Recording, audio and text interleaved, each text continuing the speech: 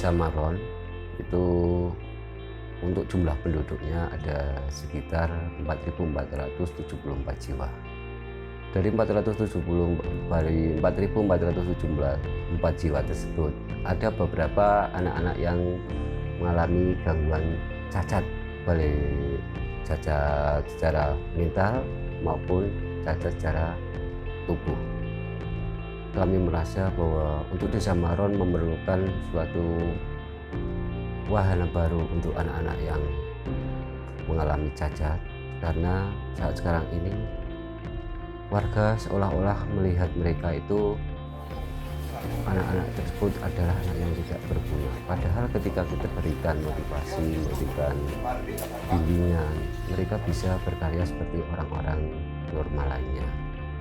Namun demikian, dari anak-anak difabel tersebut ada beberapa kategori, yaitu kelompok-kelompok difabel, baik tunarungu, difabel intelektual maupun difabel yang cacat tubuh. Untuk anak-anak yang cacat tubuh di Desa Maron ada 6 orang anak. Terus yang lumpuh layu 1 orang, yang bisu tuli ada 3 orang. Dari hal tersebut, harapan kami ke depannya, anak-anak difabel dengan membuat batik ciprat tersebut bisa membumi dan bisa untuk memenuhi kebutuhan hidup mereka dalam kesehariannya. Awal mula berdirinya Batik Ciprat itu diawali dengan asesmen dari BPRSPDI Temanggung yang ditemani oleh TKSK Kecamatan Garung dan juga ditemani oleh perangkat desa setempat atau perangkat Desa Maron.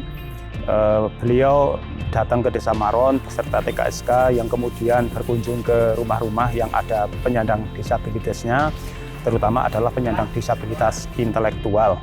Nah, dalam pendataan tersebut terjaring 13 orang penyandang disabilitas intelektual, 9 orang itu dari Desa Maron dan 4 orang dari Desa Troko, terdiri dari laki-laki dan perempuan. Yang perempuan itu semula ada 3 orang, namun saat ini hanya tinggal 2 orang karena yang satu itu meninggal dunia.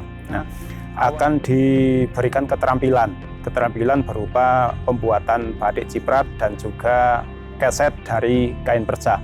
Kita mengumpulkan juga tokoh-tokoh masyarakat dan juga perangkat desa, ada dari Desa Telogo juga dihadirkan.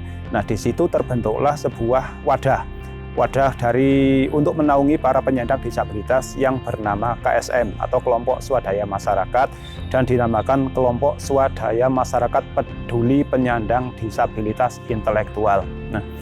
Nah, di situ terbentuk sebuah kepengurusan yang diketuai oleh Bapak Purwantoro Joko Susilo, dan juga ada pengurus-pengurus lainnya, dan juga ada pendamping. Pendamping ini yang nantinya akan mendampingi anak-anak dalam berkegiatan. Untuk peran pendamping itu sendiri, kami secara maksimal memberikan arahan kepada para penyandang disabilitas. Yang pertama, pada saat membuat batik ciprat itu sendiri, yang kemudian pesan-pesan moral dari para pendamping untuk para penyandang disabilitas ketika kami bersama-sama membuat batik ciprat di sini, apabila ada anak yang bandel terhadap orang tua, itu mencoba kami untuk mengarahkannya agar menjadi anak yang lebih baik. Kesulitan yang saat ini kami rasakan pertama terkait dengan kondisi ataupun tempat yang digunakan untuk membatik. Ini kami belum bisa menyediakan fasilitas karena keterbatasan anggaran dana yang akan digunakan untuk pembangunan gedung ataupun shelter workshop. Cukup banyak, Mbak, untuk kendala. Yang pertama, kendala dari para pelakunya itu sendiri. Kemudian kendala yang kedua dari pendamping yang memang tidak bisa melaksanakan produksi setiap hari. Itu menjadi kendala sehingga menghambat apabila ada pemesanan dalam jumlah banyak, itu kadang target kita itu kurang terpenuhi. Kemudian kendala yang lainnya adalah tempat untuk kami produksi, karena kami belum mempunyai tempat khusus yang dimiliki oleh disabilitas untuk berkarya. Kami masih numpang di lantai 2 kantor Balai Desa. Kesulitan lagi meniprat, ya, iya, panas. Dukungan kami yang pertama yaitu terkait dengan permodalan. Dan juga kami menggandeng dari CSR yang ada terutama dari Indonesia Power. Manakala agar pelaksanaan atau kegiatan anak-anak difabel itu tidak terkendala dengan kebutuhan bahan yang akan digunakan dalam membatik. Ya, untuk tanggapan pemerintah sendiri ya mungkin cukup baik ya, tapi sampai saat ini dari pemerintah sendiri belum secara maksimal memperhatikan karya dari para penyandang disabilitas.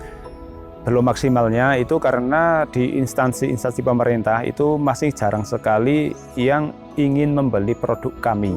Keinginan kami bisa untuk diseragamkan dengan aturan bupati menggunakan karya para penyandang disabilitas. Semoga ini bisa diperhatikan oleh pemerintah. Mas Baroko saat melakukan batik ciprat itu perasaannya gimana, Mas? Bahagia, iya banyak temannya senang. Harapannya apa, Mas, buat batik ciprat ke depannya? Nah, banyak laku, iya yang baik.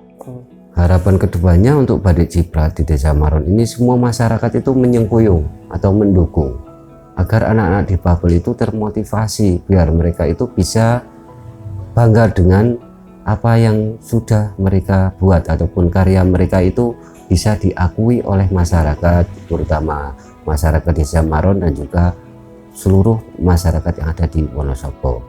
Harapan kami dengan adanya penyandang disabilitas intelektual khususnya di Desa Maron yang mempunyai karya membuat batik ciprat ini bisa diperhatikan oleh instansi-instansi terkait dari pemerintah agar kami dari para penyandang disabilitas itu bisa bertambah terangkatlah harkat dan martabatnya, bisa sejajar dengan kaum non-difabel lainnya sehingga mereka tidak dikucilkan atau dianggap negatif oleh masyarakat.